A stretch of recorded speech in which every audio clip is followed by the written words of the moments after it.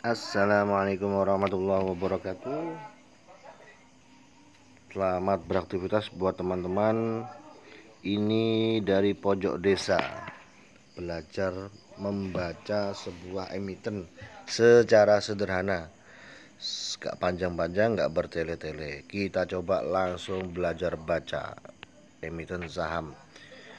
Kita baca sebagai satu tindakan menganalisis fundamental. Sebelum nanti kita belajar ke yang teknikal, kita pilih salah satu mana ya, HMSP ya. Ini HMSP, perusahaan rokok terkenal di Indonesia atau biasa dikenal Sampurna Istimewa. Pada perdagangan tahun ini itu sudah di harga terendah dalam waktu 5 tahun ke belakang. Dia pernah di harga 5.500, sekarang harganya 1.045. Bahkan pernah menyentuh di harga berapa itu? Rp950. Istimewa. Padahal HM Sampurna ini rokoknya tembus hampir seluruh lapis masyarakat ya. Meskipun akhir-akhir ini harganya mahal-mahal ya, mahal-mahal, tapi ya tetap ada siasat dari HMSP untuk menjangkau pasar-pasar mediocre. Nah, teman-teman, bagaimana kita bisa memahami apakah pantas kita menanam saham di perusahaan Sampurna ini? Oke, kita cek langsung di RTI Bisnis. Yang belum punya boleh langsung install di Play Store.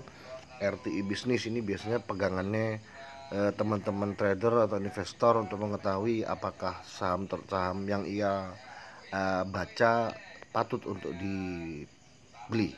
Oke, kita mulai dari pernya dulu. Per HMSP pada bulan ini adalah 16,41. Kalau dari per ini masih belum ideal. Kenapa belum ideal? Karena idealnya menurut pakar kenamaan, kalau ada per di bawah 10 itu hampir pasti harganya sudah kelewat murah, bisa kita beli. Tapi kalau harganya masih segini, meskipun ini turunnya jauh, kita wait and see. Dan ini kecenderungannya teman-teman yang lain juga wait and see nih ya.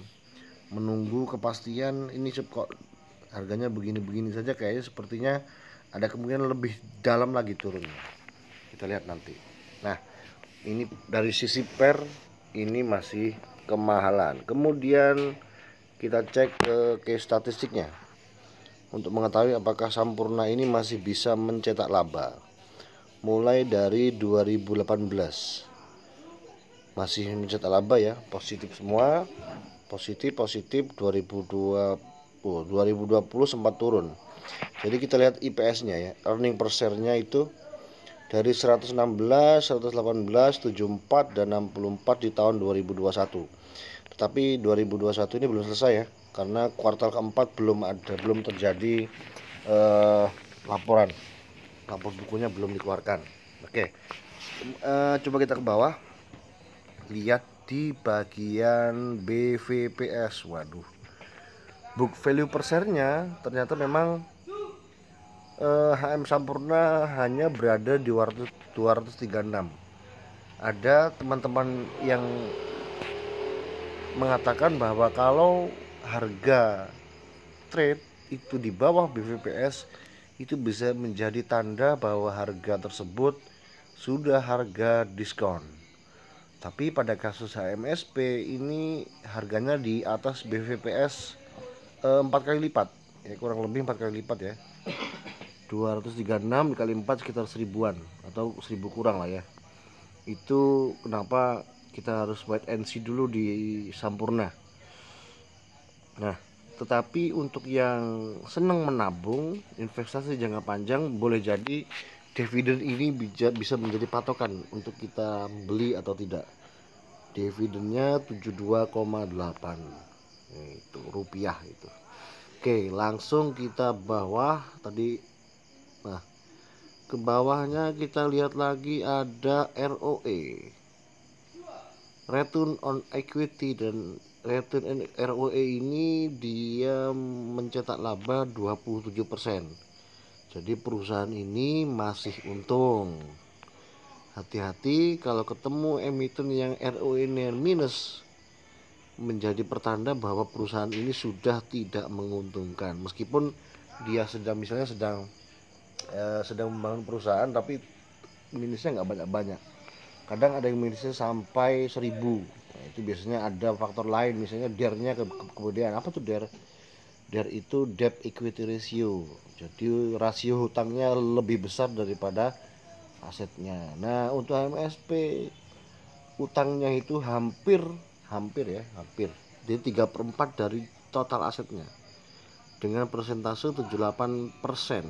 78,30%. Ini gede juga nih hutangnya. Ya. Nah, itu salah satu cara membaca apakah perusahaan ini layak beli atau belum.